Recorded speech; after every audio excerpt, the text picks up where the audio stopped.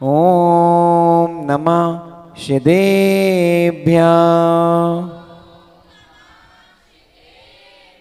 नमो वरिहन्ताणं नमो सिद्धाणं नमो आयिरीयाणं नमो वज्रायाणं नमो लोये सभ्यसाहोणं।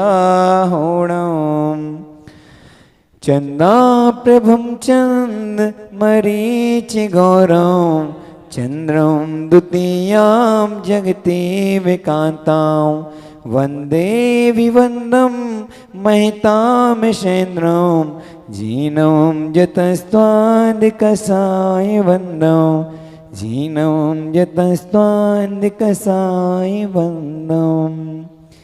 भवसागर में भटक रहा था गुरुवर ने ही राह दिया, कुंभकार की भांति हमको साधक का आधार दिया। समय सार का सार बताकर हम सबका उद्धार किया। नमन हमारा उन गुरुवर को जिनने यह उपकार किया। नमन हमारा उन गुरुवर को जिनने यह उपकार किया। नमन हमारा उन गुरुवर को जिनने यह उपकार किया। बोले मूलनायक पार्श्वनाथ भगवान की, 24 तीर्थंकर भगवंतों की, आचार्य गुरुवर विशुद्ध सागर जी महामुनि राज की, 3 कमनों कोटि महामुनि राजों की, पर्वादिराज महापर्व की, उत्तम तप धर्म की,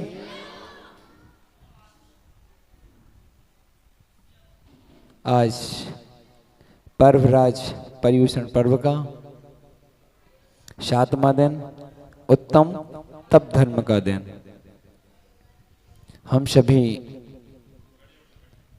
उन तीर्थंकर महावीर प्रभु की जिनेन्द्र देशना, जो जिनेन्द्र वाणी जगत कल्याणी, हम सभी का कल्याण करने वाली हैं, ऐसी उस तीर्थंकर के शासन में हम सभी विराजते हैं। पर्व की पावनता तप के द्वारा होती है। पर्व की पावनता तप के द्वारा होती है। पर्व आत्मा को पवित्र बनाने का साधन है। आत्मा तप के बिना पवित्र नहीं हो सकती। बाहरी सामग्री इंद्रियों को सुख तो दे सकती हैं, परंतु आत्मा को सुख नहीं दे सकती। सच्चा सुख इच्छाओं की पूर्ति से नहीं होगा, बल्कि कैसे होगा? सच्चा सुख, अगर आपको किसी चीज की इच्छा हुई कि हमें ये खाना है, उस चीज की अगर आपको इच्छा हुई और आपने खा लिया, अगर मिल भी गई तो क्या होगा? क्या होगा? खुश हो जाएंगे। इच्छा ही मिली थी, घर से सोच के गए थे भैया जी कि रसगुल्ला मिल जाए और मिल गए, लेकिन क्या हो गया इससे? ये कहाँ का तप हुआ? अगर भैया जी क्या करते, अगर भैया जी ये करते कि थाली में, वो क्यों, यहाँ से मानसिकता क्या थी, हमें आज रसगुल्ला मिल जाए थाली में, क्या थी मानसिकता कि हमें भैया रसगुल्ला मिल जाए।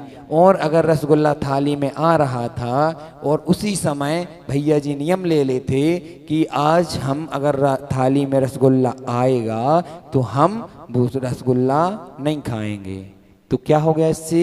ये इच्छा का निरोध हो गया। क्या हो गया? इच्छा का अपन ने अपने आप पे काबू कर लिया। किसी की जो इंद्रिय के विषय हैं उन पर इच्छाओं को रोकना। आचार्य भगवान कहते हैं कि इच्छा निरोधो तपा। इच्छा निरोधो तपा अर्थात इच्छाओं को रोकना, इच्छाओं को समाप्त करना ही परम तप है। अगर आप वो रसगुल्ला खा लेते पाप नहीं लगता, लेकिन क्या किया भैया जी ने? मन में विचार कर लिया कि अनादिकाल से वो रसगुल्ले खाते आ रहे हैं और अनादिकाल तक अगर तप नहीं किया तो ऐसे ही अनादिकाल तक खाते रहेंगे, है ना?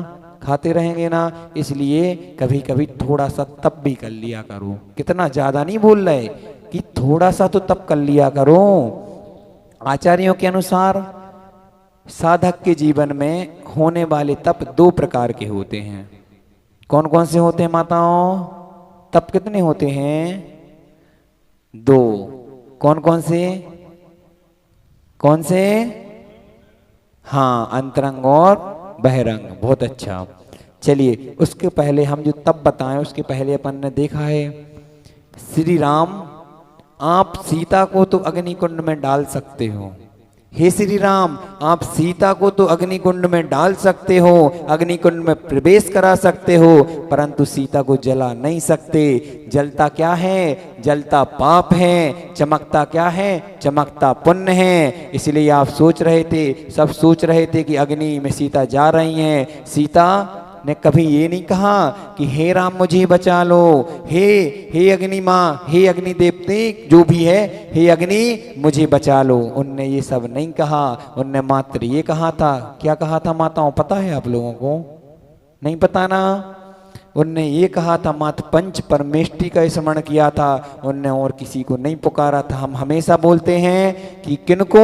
हमेशा दुख के समय में, परेशानी के समय में, कष्ट के समय में किनको पुकारना? पड़ोसी को और अपने सगे संबंधियों को मत पुकारना।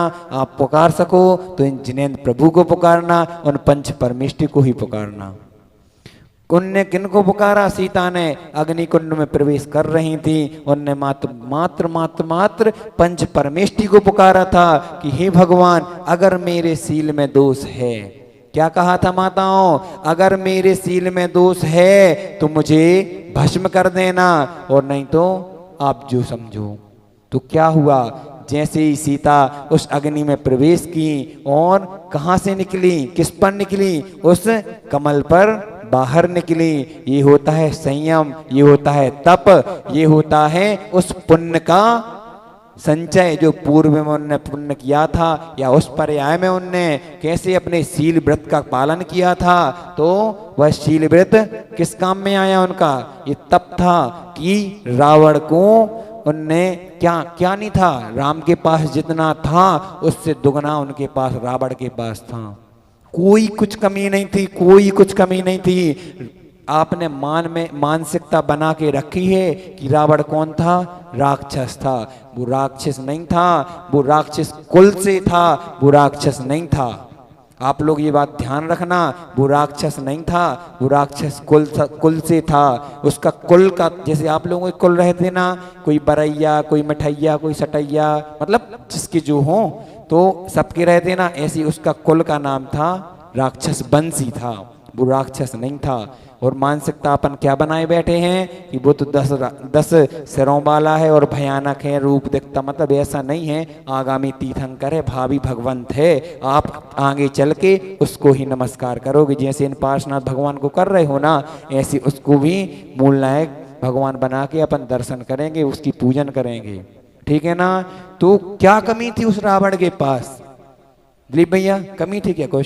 कुछ कमी नहीं थी। सोने की लंका थी, स्वर्ण ऐसे सोने की, हमने उस दिन भी बताया था, मात्र सोने की नहीं, रत्नों की लंका जड़ी हुई थी, उसमें रत्न जड़ी हुई थी, रत्न से जड़े तो वह लंका थी। और अकेली सोने की नहीं थी। क्या था? अर्धचक्री था, अर्धचक्रेश्वरी था। और क्या था?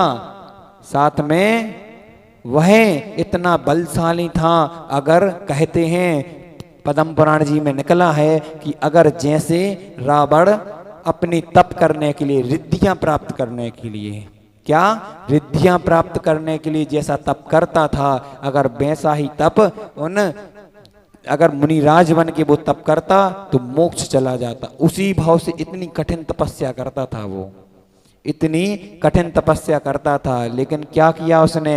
मात्र एक स्त्री के राग में आकर उसने अपना पूरा जो उसने साम्राज्य जमाया था। और कहते हैं ना कि एक कहावत आती है कि हमें याद नहीं आ रहा उसका, लेकिन बहुत अच्छी कहावत आती थी कि क्या बचा रावण के घर? कुछ नहीं बचा। कोई 1 लाख पूत 1.25 लाख हाथी, और रावण के घर दिया ना बाती। 1 लाख पूत थे और 1.25 लाख नाती थे, हाथी नहीं थे, नाती थे। एक लख पूत सवा लख नाती। और उसके यहाँ क्या हुआ माताओं, कोई दिया बाती करने के लिए भी नहीं बचा। ये होता है मात्र मात्र मात्र एक दूरदृष्टि, एक दुर्नजर के कारण। ऐसा नहीं था जैसा आप उसको बनाए बैठे हो। हम आगे ब्रह्मचर्य धर्म के दिन आपको इसके बारे में और बताएंगे। तो कहाँ प्रकट हुई वो सीता? कमल में प्रकट हुई। जलता कौन है? जलता पाप है। चमकता कौन है? चमकता पुण्य है। इसलिए माताओं जितना हो सके इन जिनेंद्र प्रभु पर, इन पंच परमेष्टि पर ही श्रद्धा रखें, अन्यत्र यहाँ वहाँ ना भटकें। अपन क्या समझ रहे थे? तप कितने प्रकार के होते हैं? 2 प्रकार के। बहिरंग तप। बहिरंग तप किसे कहते हैं? जो तप बाहर से प्रत्यक्ष रूप से दिखाई दे, बहिरंग तप कहते हैं। जैसे आप सामायिक कर रहे हैं तो ये कैसे आपको दिख रहा है ना कि हम सामायिक कर रहे हैं, सामायिक में लीन हैं, तो क्या हुआ? ये बहिरंग तप हुआ। समझ में आया रहा ना? आ रहा समझ में? आ रहा? हाँ। और अंतरंग तप किसे कहते हैं? जो तप बाहर से दिखाई नहीं देता वह अंतरंग तप कहते हैं। जैसे किसी भी चीज का त्याग कर देना, और भी कई कई प्रकार के होते हैं। आगे आपको इसके वर्णन बता रहे। पहले अपन बहिरंग तप 6 प्रकार के होते हैं। बहिरंग तप समझ गए ना? जो सामायिक आदि अपन करते हैं और जो दिखती है, ये अपन भी करते और मुनिराज भी करते, ठीक है ना? सबसे पहले आता है अनशन तप, आमोदरे या अनुदर तप कहते हैं। तीसरा व्रत परिसंख्यान, चौथा रस परित्याग, पांचवा विविक्त सय्यासन और छठवां काय क्लेश। ये 6 बहिरंग तप के प्रकार हैं। ये 6 प्रकार के बहिरंग तप होते हैं। सबसे पहला कौन सा है? अनशन तप। अनशन कौन सा माताओं? ये नहीं कि गुस्सा आई, पति ने आपको कुछ लाकर नहीं दिया। क्यों बच्चों? पापा ने कुछ लाकर नहीं दिया या मम्मी ने मन की सब्जी नहीं बनाई तो हम नहीं खाएंगे खाना। तो ये क्या हुआ? ये आपका अनशन तप नहीं कहाएगा। ये अनशन तप नहीं कहाएगा। या वो कहाँ बैठ गए? दिल्ली में क्या बोलते उसको? कौन क्या बोलते? नहीं, लाल किला पे नहीं। वो जो बैठ जाते हैं राजनेता लोग कि हाँ, मतलब कोई भी बैठता हो कि वो बैठ जाते ना अनशन तप। हाँ, जंतर मंतर पर, जंतर मंतर पर बैठ जाते ना कि, तो वो क्या अनशन तप में आएगा? वो अपनी मांग के लिए कर रहे हैं। किसके लिए कर रहे हैं? ये वाली मांग नहीं, ये वाली मांग नहीं, ये वाली मांग या कोई और मांग, ठीक है ना? तो उस वाली मांग के लिए वो भोजन छोड़ते हैं, लेकिन वो छोड़ते नहीं, वो मात्र दिखावा करते हैं, ठीक है ना? तो लेकिन जो मुनिराज त्याग करते हैं कि कैसे त्याग करते हैं? अनशन शब्द 2 शब्दों से मिलकर बना हुआ है। अन प्लस अनशन। अनशन निषेधक सूचक है तथा अनशन भोजन का त्याग कर देना। भोजन का त्याग करना उसे अनशन कहते हैं, ना कि उन अपनी मांगों को पूरा करवाना। माताओं आप लोग भी नहीं तो साड़ी नहीं दिलाई, गहने नहीं दिलाए, हार नहीं दिलाया, तो खाना नहीं खाया, तो वो अनशन में नहीं आएगा, ठीक है ना? खुद से भोजन का त्याग करना, उपवास इत्यादि करना, उसको अनशन तप कहते हैं, ठीक है ना? अब कौन सा? अवमोदारी या अनुदर तप। मुख्यतः इसको अनुदर तप कहते हैं। भूख से कम भोजन करना। दोपहर में समझा रहे थे ना हम, भूख से कम भोजन करना कहते हैं, उसे अनुदर तप कहते हैं। माना कि आप 5 रोटी खाते हैं और आपने 4 रोटी खा ली और 1 रोटी के लिए पेट में जगह छोड़ दी। क्या छोड़ दी? जगह छोड़ दी। देखो, कौन वैज्ञानिक भी बोलते हैं, डॉक्टर भी बोलते हैं कि भूख से कम खाओ। क्या बोलते हैं? भूख से कम खाओ, चाहे बार बार खाओ, लेकिन भूख से कम खाओ। लेकिन अपने यहाँ क्या बोलते हैं? एक आसन तो करो, उपवास करो। एक आसन करो, उपवास करो, और साथ में अगर नहीं कर पा रहा ये, तो कम से कम इतना तो कर सकते हैं ना माताओं? अपन कर सकते हैं ना भैया? कर सकते ना अपन? क्या कर सकते कि जैसे 5 रोटी की अपनी भूख है तो अपन को पता है अभी 1 रोटी और हम खा सकते हैं, लेकिन क्या करोगे आप, उसमें 5 में से 4 खा ली और 1 के लिए जगह छोड़ दी। उस जगह छोड़ने से क्या होगा?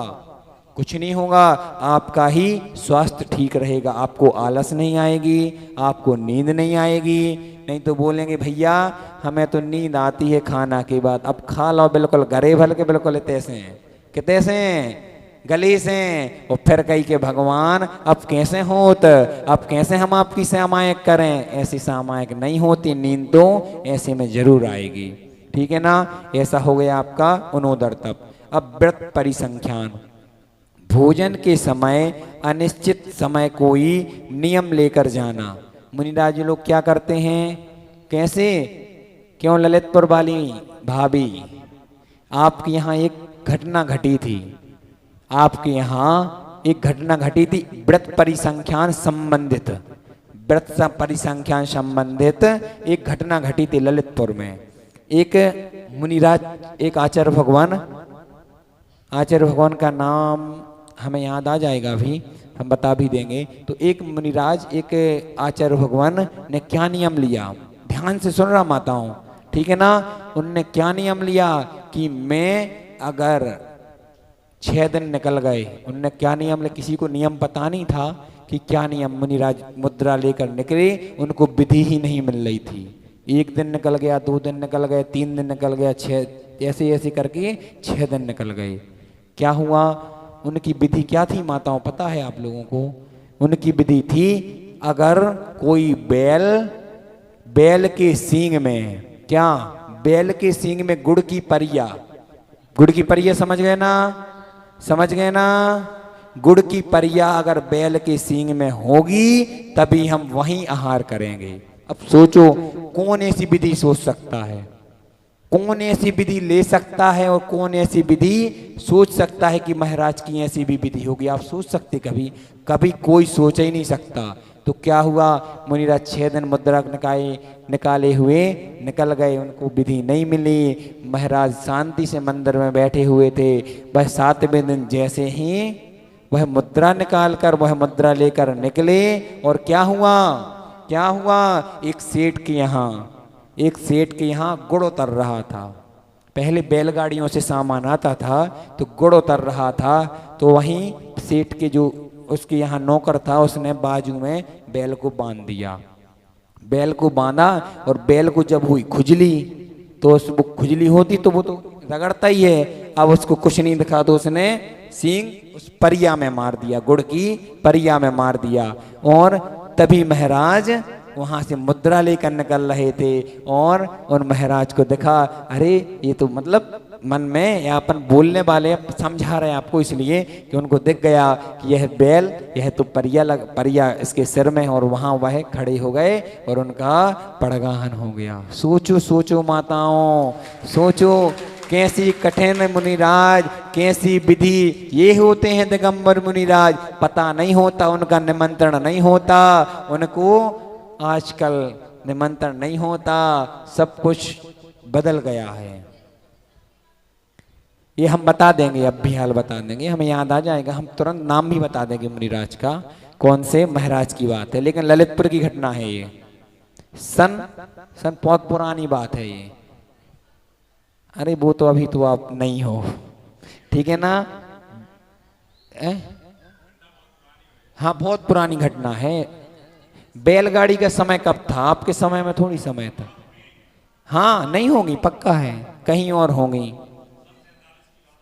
हाँ चलिए, व्रत परिसंख्यान तो मतलब भोजन के समय अनिश्चित समय कोई नियम लेकर जाना, यदि वह नियम मिलेगा तो ही हम भोजन करेंगे। ये नियम व्रत परिसंख्यान तब कहलाता है। ये नियम ज्यादातर मुनियों का होता है, ठीक है ना? क्योंकि मुनि मुद्रा लेकर निकलते हैं, आप भी ले सकते हैं नियम। अब लेकिन क्या करें भैया, ऐसा नहीं होता है, वो भन रखो रेसो धोन में डाल ले आए, क्या करना पड़ेगा? अलग करना पड़ेगा। लेकिन आप लोगों कैसे कर सकते? वो तो मुनिराज ही कर सकते, ठीक है ना? अब क्या, रस परित्याग, चौथा तप है ये किसके तप चल रहा है? बहिरंग तप चल रहा है। ठीक है ना, आप माइंड में एक बना के रखना कि बहिरंग तप चल रहा है। अपन इनमें से कुछ तप आप लोग माताओं अपने आप नियम लेते जाना। आप तो जो माताओं को अपना कल्याण करना हो वो अपने आप स्वयं से नियम लेते जाना। ठीक है ना, कि ये हम कर सकते हैं, जो कर सकते हो वो नियम लेते जाना। रस परित्याग, इस तप में साधक का उद्देश्य भोजन की ओर नहीं रहता, वह सिर्फ शरीर को चलाने के लिए सीमित भोजन करता है और किसी भी रस का त्याग कर दिया जाता है और नीरस भोजन करता है। आप लोग रसी करते ना वो ही नीरस भोजन हो जाता। कभी कभी महाराज लोग 6 रसों का त्याग कर देते ना, अपन भी देखते हैं। ठीक है ना, तो ये रस परित्याग हो गया। अब विविक्त शय्यासन। विविध शय्यासन मतलब विविध शय्यासन से तात्पर्य है एकांत समय में, एकांत स्थान में, एक ही आसन पर बैठना, एक ही आसन में सोना। आज तक हम शरीर की बस में रहे हैं, लेकिन हमें शरीर को बस में करना, इच्छाओं को रोकना है, तभी विविक्त शय्यासन होगा। आप भी चाहें तो आप भी कर सकते, नहीं तो मुनिराज तो एक आसन में बैठकर सामायिक करते हैं और एक आसन पर खड़े होके वो आहार भी लेते हैं और एक आसन पर सोते भी हैं, वो करवट नहीं बदलते। ठीक है ना, ये आप भी कर सकते हैं, कर सको तो। अब आ गया काय क्लेश तप। ऐसी तपस्या, कोई कुछ बोल रहा है? ऐसी तपस्या जिससे शरीर को कष्ट उत्पन्न हो और उस कष्ट को समता पूर्वक सहन करने की वो काय क्लेश तप कहते हैं। जैसे बारिश हो रही, मुनिराज कैसे विहार करते हैं और कैसे सामायिक में लीन हो जाते हैं कभी कभी, कि अब उन्हें मालूम नहीं है कि बारिश आएगी। अगर उन्होंने नियम ले लिया कि हम 6 घंटे सामायिक करनी है, उसके बीच में चाहे ओले पड़ जाएं, चाहे बारिश हो जाए। एक हमारे यहाँ एक माता जी थी, नैनागिर सिद्ध क्षेत्र, नैनागिर जी रेसंदगिरी। ठीक है ना, समझ गए ना? तो वहाँ क्या हुआ, सुना भी होगा आप लोगों ने शायद, अभी कुछ ही समय पहले की बात है। वहाँ माता जी, शाम का समय था और कोई श्रावक वो चटाई पे बैठी हुई थी या चटाई पे सामायिक कर रही थी। तो क्या हुआ कि बाजू में कुछ जल रहा था, कोई दीदी लोग थी तो वो ताप रही थी या कुछ भी कर रही थी, तो उनका सामायिक चल रही थी और पता नहीं कैसे क्या हुआ, हवा चली या कुछ हुआ, तो वो थोड़ी सी अग्नि उठकर चटाई पर आ गई और चटाई जल गई और माता जी का पूरा शरीर में वो चटाई चिपक गई और माता जी पर वो सामायिक से नहीं उठी। सोचो, वो चाहती तो उठ करके अब वो बाहर नहीं आ सकती थी, लेकिन उनका नियम था कि हम सामायिक में लीन हैं, जो होगा सो होगा, और माता जी की समाधि हो गई थी। सोचो ये होता है काय क्लेश तप, कि काय को कितनी भी तकलीफ होती रहे, भले वो शरीर जल जाए, लेकिन अगर हमारा नियम है कि हम ये पूरा सामायिक करेंगे या कुछ भी करेंगे तो ही उसके बाद हम उठेंगे। अब ये 6 तप समझ में आए ना, बहिरंग तप। अब अपन करते हैं अंतरंग तप की बात। अंतरंग तप के भेद 6 होते हैं: प्रायश्चित, विनय, वैयावृत्ति, स्वाध्याय, विसर्ग और ध्यान। प्रायश्चित आपको पता है, लेकिन फिर भी बता देते हैं। जीवन में भूल हो सकती है, क्या हो सकती है? जीवन में भूल हो सकती है, परंतु उस भूल को भूल मानकर भुला देना, उसका नाम, उसका और आचार्य भगवान के समक्ष उस भूल का प्रायश्चित लेना ही प्रायश्चित कहलाता है, तप कहलाता है। ऐसा नहीं है कि मुनि और श्रावक का प्रायश्चित ग्रंथ एक सा है, दोनों का ग्रंथ अलग अलग है। श्रावकों का प्रायश्चित ग्रंथ अलग है और मुनिराजों का अलग है। अब आप लोग बोलो कि भैया क्या गलती कैसी? जिस गलती को अपन स्वीकार कर रहे हो, अपन को अंदर से फीलिंग आ रहे हो कि भैया चलो हमसे गलती हो गई, अब उस गलती को हम गलती मान रहे और उस गलती का प्रायश्चित लेने जाएं।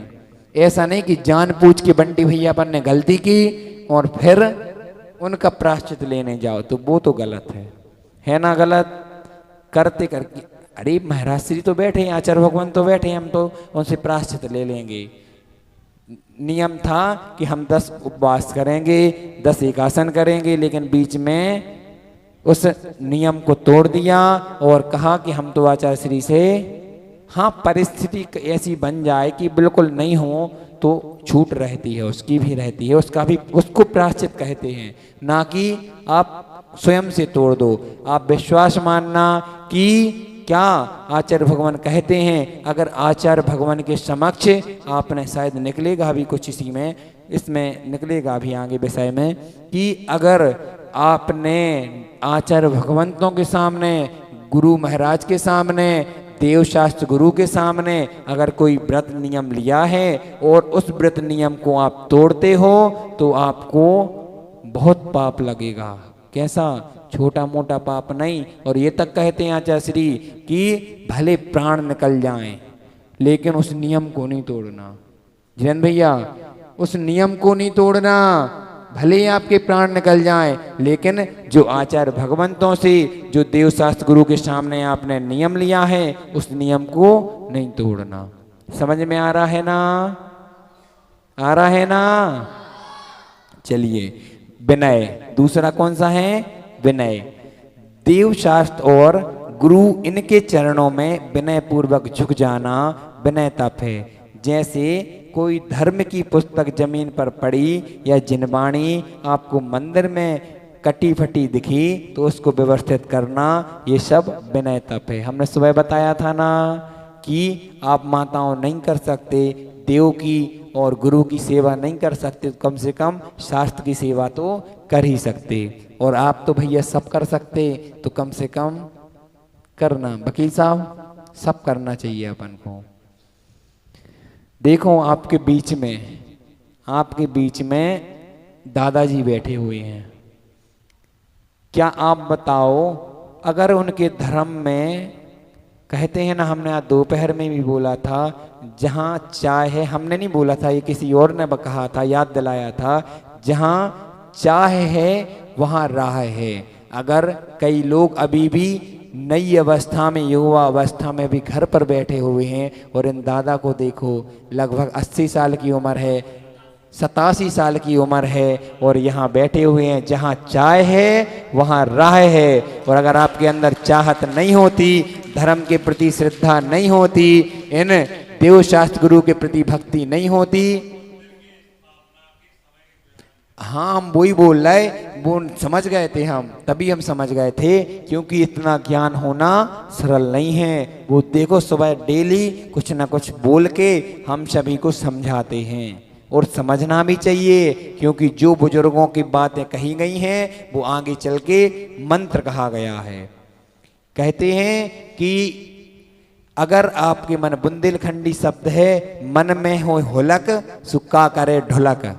मन में अगर आपको हुलक है डांस करने की, नृत्य करने की और भगवान की भक्ति करने की, तो ढुलक बजे चाहे नहीं बजे। अगर मन में हुलक होगी तो ढुलक अपने आप बजेगी, भक्ति अपने आप होगी। इसलिए दादा से पूछो उनने कैसे इतनी सेवा की। आप तो हमेशा, आप तो उनके पैर छू लेना। क्या करना? पैर छू लेना। कैसे छू लेना? कि हे भगवान, जैसे इनने अभी तक, अगर हम मुनिराज नहीं बन पाए, आरिका नहीं बन पाए, तो जब तक इस जीवन में ये अंदर, जब तक जान है, इस अंदर में जीव भरा हुआ है, जीव जब तक इस पुद्गल में है, इस शरीर में जब तक जीव है, तब तक मैं इन दादा के जैसे, इन जिनेंद्र भगवान की भक्ति करता रहूं, इन भगवान की पूजा करता रहूं, तब तक ऐसे इनके इस भावना के साथ चरण छू लेना।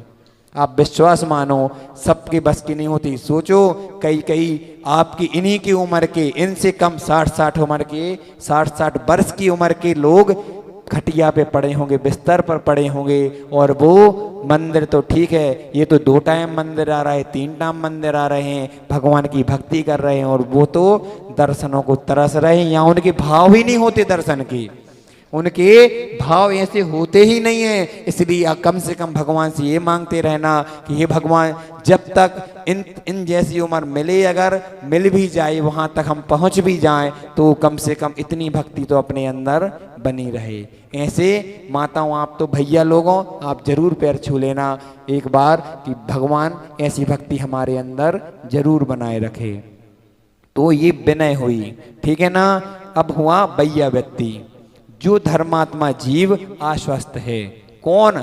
इसमें ये नहीं कहा है कि मास्टर देव शास्त्र गुरु धर्मात्मा। धर्मात्मा कौन कहा जाएगा? जो साधर्मी है। साधर्मी कौन है? जैसे आप और हम हैं। आप और हम हैं। पड़ोसी की भी तबीयत खराब हो माताओं, वो धर्मात्मा है या अथवा नहीं है, तो भी अगर आपको लगे कि इसकी अगर भैया वित्ती से क्यों, उसमें क्या आ जाएगा? फिर जीव दया भी आ जाएगी आपकी। आ जाएगी ना? जीव दया भी आपकी आ जाएगी। और आप अगर जीव दया करोगे ना, तो अपन ने कल सुना था ना, एक छोटी सी जीव दया ने उसने 7 बार उस मछली को छोड़ा था और उसको 7 बार उसको नया जीवन प्राप्त हुआ था। इसलिए अपन कम से कम साधर्मी बंधुओं के प्रति तो उस भैया वृत्ति को कर सकते हैं। अब और जैसे आपके नगर में कोई मुनिराज आए और उनको लेने जाना, पहुंचाने जाना, उनकी चर्या करवाना, और अगर उनका स्वास्थ्य ठीक नहीं है तो उनकी भैया वित्ती कर देना। भैया अगर आपके नगर में, आपके मंदिर में कोई त्यागी वृत्ति आ जाए, कोई भैया जी आ जाए, कोई त्यागी वृत्ति आ जाए, और क्या करें, वो आपके मंदिर में कोई त्यागी वृत्ति श्रावक आ जाए तो उनको बाहर का दिखाई दे तो एक हाथ जोड़कर विनय पूर्वक उनसे कहना, भैया जरूर पूछ लेना कि भैया आप भोजन कर लो। कोई भी दिखे, माताओं कोई बाहर का दिखे, हो सकता है बेचारा तो नहीं बोलना चाहिए। अगर धर्मात्मा है वो अपने मुंह से कभी नहीं कहेगा कि हमें भोजन करना है। आपको कोई भी बाहर का दिखे व्यक्ति, वो धर्मात्मा अगर मंदिर में आया हुआ है तो आप उससे पूछना, भैया भोजन करने चलो, भोजन का समय हो चुका है, भोजन का समय है, आप भोजन कर लो। भले उसको नहीं करना हो, लेकिन उसका पेट आपकी उस भावना से, आपके उस हाथ जोड़कर निवेदन करने से उसका पेट भर जाएगा। और हो सकता वो कहीं राहगीर हो और उसको मंदिर करना हो, दर्शन करना हो, वो दर्शन के बाद ही भोजन करता हो। कई नियम रहते सब लोगों के। तो ऐसे कोई अगर आपके त्यागी वृत्ति भी आ जाए तो उनकी भी आप भैया वृत्ति कर देना। अब चौथा है स्वाध्याय। स्वाध्याय तो आप सब समझदार हैं। सतत जिनवाणी का वाचन करना अंतरंग तप है। भैया कितना भी कुछ हो जाए पर कभी भी जिन शासन और जिनवाणी पर शंका मत करना। सदैव स्वाध्याय करते रहना, भले 5 मिनट करना। जब छोटे छोटे बच्चे या छोटे से थोड़े से बड़े हमारे उम्र के जो बच्चे या बच्चियां या बहनें स्वाध्याय करती हैं ना, तो ले भैया विश्वास मानो दिलीप भैया, इतनी खुशी होती है ना कि सोचो कहाँ ये लोग भैया यहाँ छोटे छोटे बच्चे अभिषेक करने आ रहे हैं। जो आप सोचो कहाँ जा सकते थे, वैश्यालय जा सकते थे, मदरालय जा सकते थे, वो कहाँ आ रहे हैं, वो जिनालय आ रहे हैं। आप विश्वास मानो, ये पंचम काल चल रहा है, पंचम काल चल रहा है। यहाँ विषयों में डुबाने वाले 17 मिल जाएंगे, हजारों मिल जाएंगे, पर जिनालय ले जाने वाले मित्र कम ही मिलेंगे।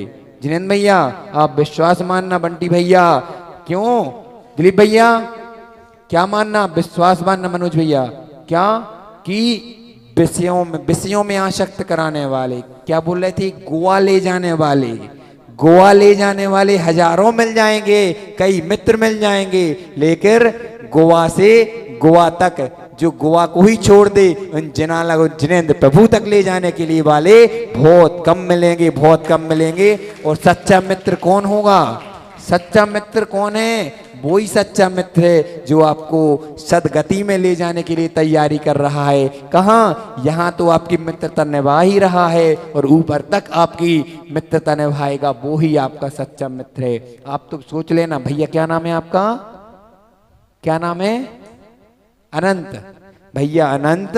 आप विश्वास मानना, जो आपको यहाँ वहाँ ले जाएं, बोले कि हमें घूमने चल रहे अपन यहाँ वहाँ, समझ रहे ना आप, यहाँ वहाँ, तो समझ लेना वो हमारा मित्र नहीं है, वो हमारा सच्चा मित्र नहीं है।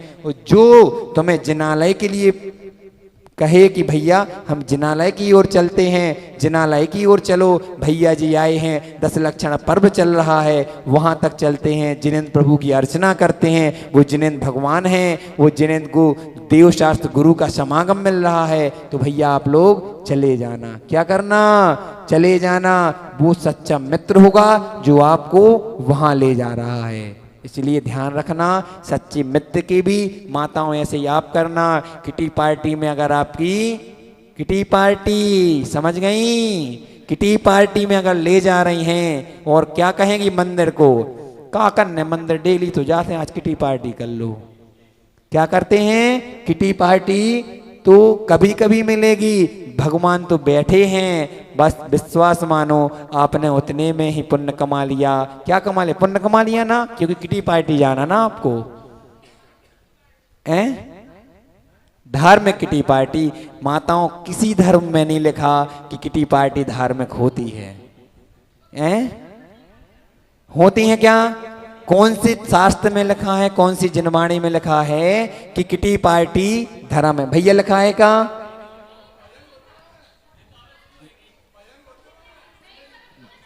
नहीं नहीं नहीं, बिल्कुल नहीं, ये परंपरा बिल्कुल चालू नहीं करना। आज आप किटी पार्टी करोगे, वो कल ही नहीं। देवेश भैया थोड़े से आगे आ जाओ भैया, आप लोग, हम कुछ नियम नहीं दिलवाएंगे। तीनों भैया, जिनेंद्र भैया के भैया और एक और भैया बैठे, क्या नाम है उनका, सभी आ जाए आगे।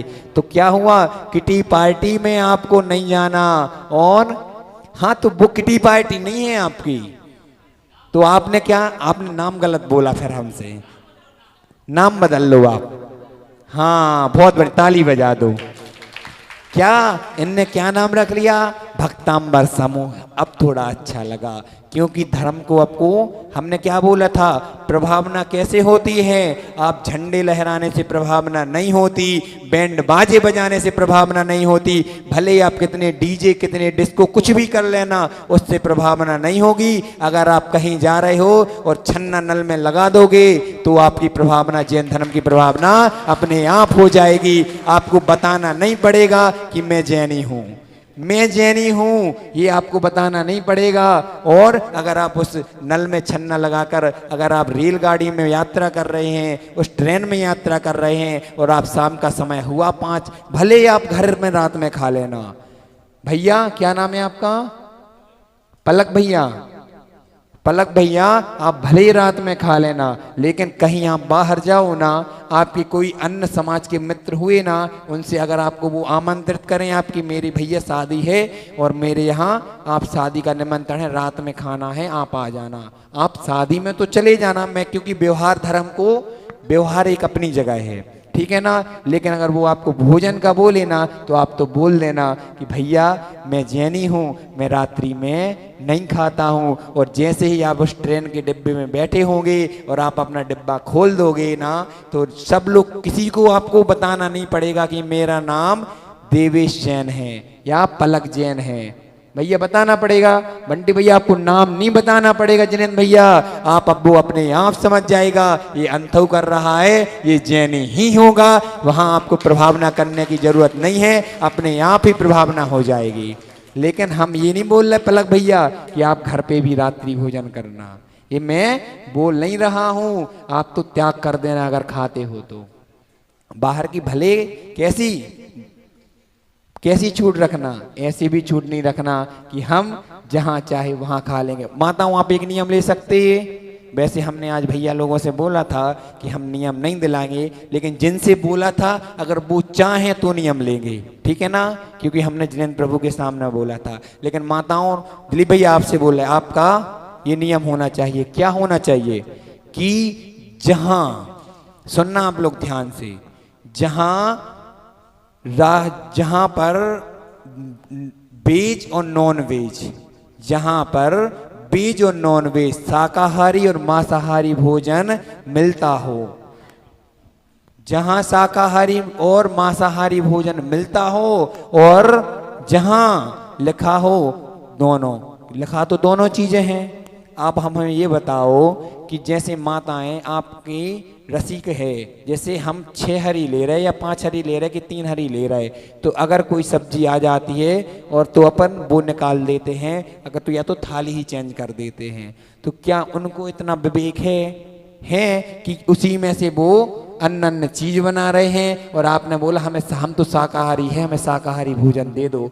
क्या वो वहाँ पे आपकी मम्मी बैठी हुई हैं या भाभी बैठी हुई हैं या आपकी पत्नी बैठी हुई है कि वो शुद्धता से आपको अलग अलग करके उसी में वो बना रहे हैं और उसी में आपको ये बना के देंगे। इसलिए आप लोग नियम ले लो। कौन कौन नियम ले सकता कि हम जहां शाकाहार और मांसाहार लिखा होगा हम वहां पानी भी नहीं पिएंगे, भले भूखे मर जाएंगे लेकिन वहां पानी भी नहीं पिएंगे। सभी हाथ ऊपर करो, सभी, किसी को नहीं चाहिए, हमें इसमें छूट नहीं चाहिए, क्योंकि हमारा जिन शासन है। आपको मांस खाने का दोष लगेगा, आप विश्वास मानो, अगर आप ऐसी जगहों पर आप ऐसा कार्य करते हो, ऐसा पानी भी पीते हो ना, तो आपको मांस खाने का दोष लगेगा। सबका नियम है पक्का वाला, पक्का वाला।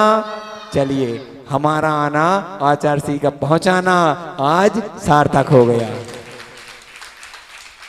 ये है जिन शासन की प्रभावना।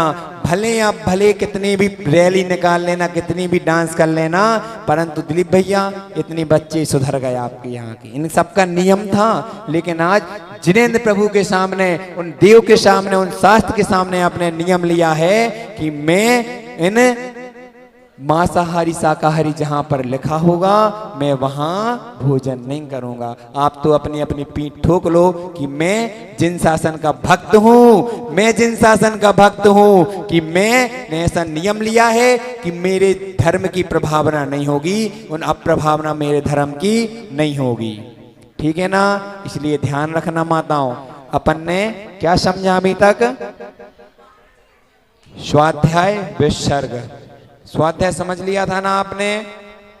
अब विसर्ग, शरीर से मोह ममता एवं राग को हटाना। शरीर से जो मोह और राग को हटाना विसर्ग तब कहलाता है जैसे जो भी श्रावक, जो भी साधक साधना कर रहे हैं वो सदैव शरीर को आत्मा से बिल्कुल अलग जानते हैं। आप लोगों ने भी देखा होगा कि हमारे मुनिराज कितना तप करते हैं, चाहे सर्दी हो, चाहे गर्मी हो, चाहे बरसात हो, सदैव ज्ञान ध्यान तप में लीन रहते हैं ना माताओं? रहते हैं ना ज्ञान ध्यान तप में लीन मुनिराज? रहते हैं। हाँ, अब रह गया आखिरी तप, कौन सा? ध्यान। क्या रह गया? ध्यान। अंतिम तप का नाम है ध्यान। यदि साक्षात निर्माण का कोई साधक है तो वह, उसका नाम है ज्ञान ध्यान। क्या नाम है उसका? ध्यान। इसलिए योगीश्वर श्री और स्त्री से होकर ही आत्मा की श्री लक्ष्मी को निहारते हैं, वही योगीश्वर निर्वाण है। ठीक है ना? जितनी भी लड़ाइयां हुई हैं बंटी भैया, जितनी भी आज तक जितने भी युद्ध हुए हैं, जितना भी कुछ हुआ है, एक किन 3 चीजों पे हुआ है? जर, जोरी, जोरू और क्या? जमीन। जर मतलब श्री मतलब धन मतलब पैसा। जर जोरू आपकी सासू की बेटी पत्नी, और जमीन मतलब जमीन। ठीक है ना? जितनी भी लड़ाई हुई है दिलीप भैया वो सब किसके कारण हुई है? जर जोरू और जमीन के कारण हुई हैं। इसलिए कभी अगर आपको भाई को, बंटी भैया, कभी आपके भैया या छोटे भैया या बड़े भैया बोलें कि हमें इतनी जमीन नहीं, हमें तो इतनी नहीं इतनी चाहिए, अगर वो 4 फुट 4 इंच एक्स्ट्रा ले भी ले तो आप तो छोड़ देना, क्योंकि बांध के कोई नहीं ले जाएगा। लेकिन अगर आप बांध के जरूर कर्म जरूर बांध सकते हो, लेकिन पीठ पर बांध के नहीं ले जाओगे। इसलिए आप लोग ध्यान रखना, मात्र उनसे नहीं बोल रहे, हम सबसे बोल रहे कि थोड़ी बहुत अगर पैसा ज्यादा आपकी देवरानी जेठानी ले भी लें तो आप विश्वास मानना, अगर आपके पुण्य में, आपके भाग्य में होगा तो आपको वो सब अपने आप मिल जाएगा। समय ज़्यादा हो गया है, समझाना विषय बहुत था, अभी कुछ भी नहीं समझा पाए, लेकिन क्या करें, समय हो गया। तब चाहे सुर राय कर्म शिखर को बाज है, द्वादश विधि सुखदाय, क्यों न करे निज शक्ति सम।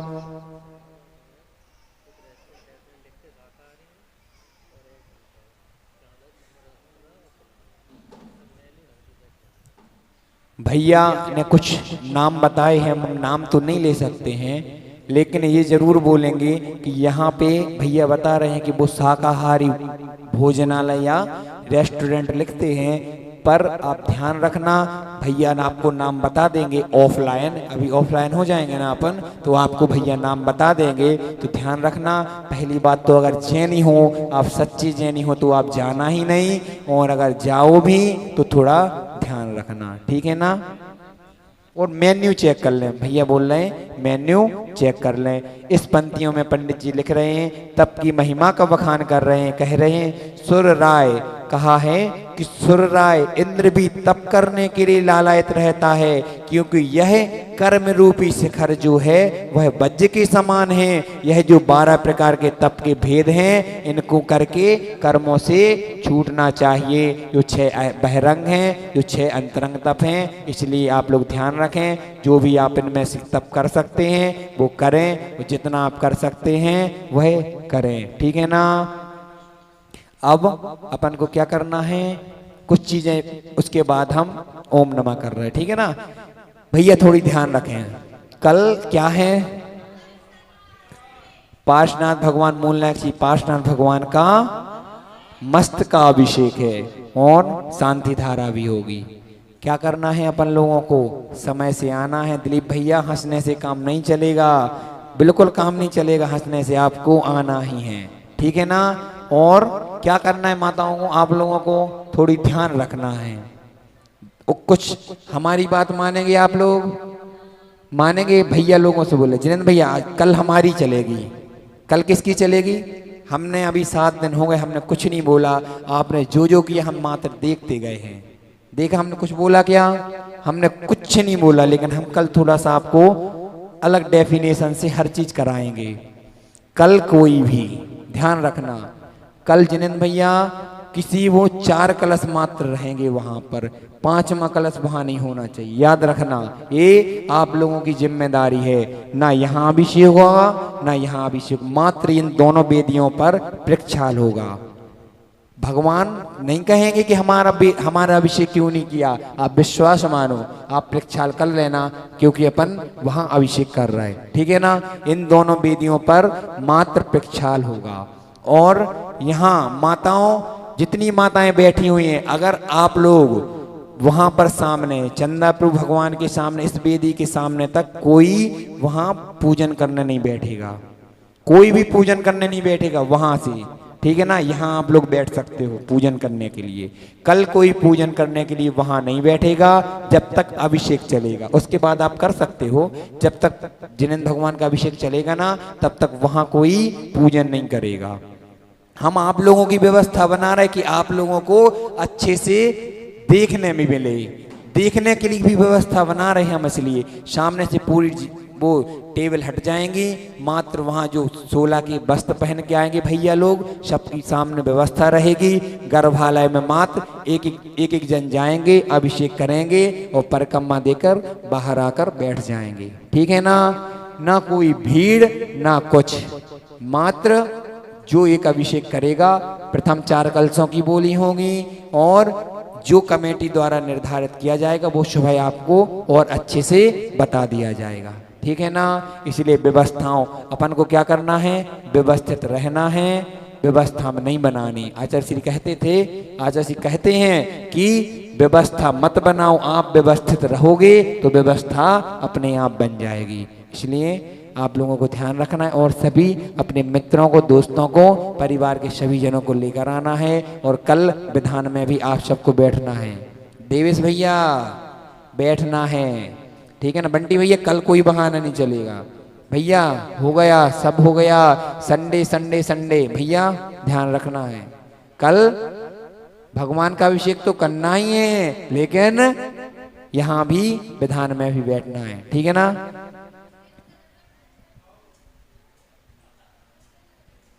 हाँ, और एक बात और देखो, आप लोग बार बार गलती कर रहे हैं, बहुत गलत बात है ये, बहुत गलत बात है। आप विश्वास मानो, जो भी कर रहा हो या जिससे भी गलती हो रही हो,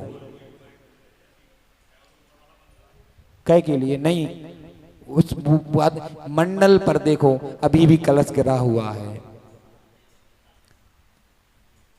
आप हम अभी छूना नहीं, कुछ नहीं करना, अभी कोई नहीं करेगा, वो भैया कर देंगे सुबह।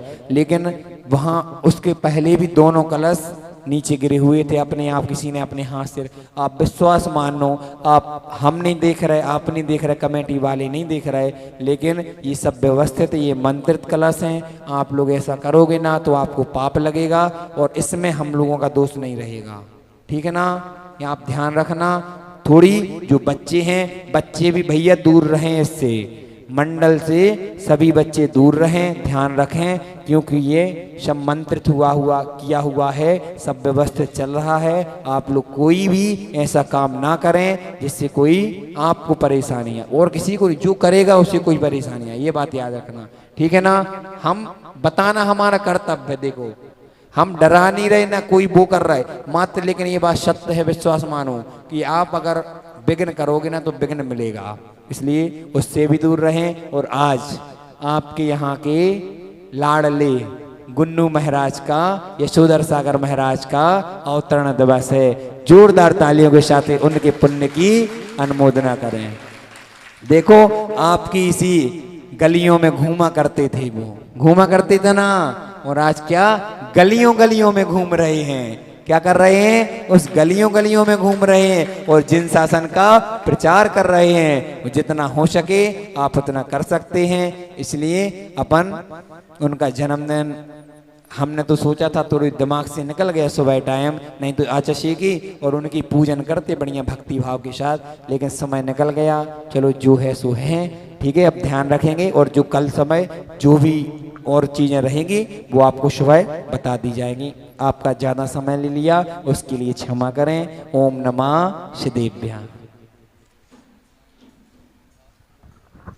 जाबाणी के ज्ञान ते सूझे लोकालोक, सोबाणी मस्तके नमो सदा देते हो धो।